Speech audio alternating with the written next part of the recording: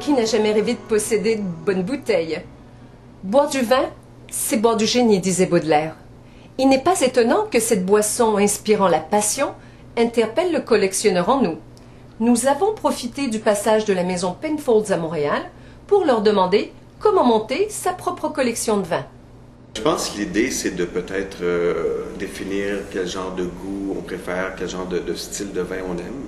Et si on le fait seulement en dégustant, on ne peut pas dire, bon, moi j'aime tel vin, j'aime tel vin. Je pense que c'est de goûter le plus de vin possible, établir ce que l'on aime et ensuite d'en acheter 4, 6 bouteilles de chacun, les mettre en cave pour ensuite les ouvrir une par une de temps en temps avec un nombre d'années différentes et de continuer comme ça. Ça commence toujours. On dit souvent que les premières 50 bouteilles à peu près sont les plus difficiles à accumuler, puis ensuite, bon, on continue d'acheter, puis ça se bâtit après ça.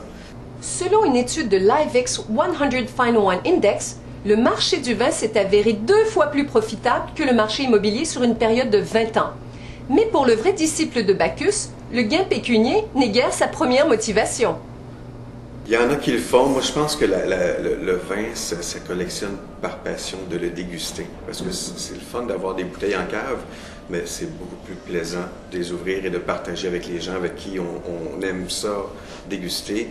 Et il n'y a rien de plus plaisant que d'ouvrir une bonne bouteille de vin que tu as chez vous depuis une dizaine d'années et que c'est l'extase quand tu ouvres la bouteille avec des amis et que tu te dis « Wow, est-ce que j'ai bien fait de la mettre en cave, cette bouteille-là? » On estime que 95% des bouteilles vendues sont bues à l'intérieur de 24 heures.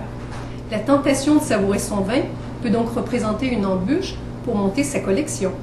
Ma technique à moi, c'est un peu la technique du bas de laine de grand-maman, donc ça serait un peu d'acheter des vins toutes les fois. Si on achète 2 ou 3 bouteilles par coup, ça serait probablement surtout d'en consommer une, puis par la suite de prendre les 2 autres, les lancer un petit peu plus loin dans la maison afin de ne pas les voir, puis de les oublier, puis de faire seulement la bonne vieille technique du bas de laine, laisser en dessous du lit pour les laisser là, tranquilles.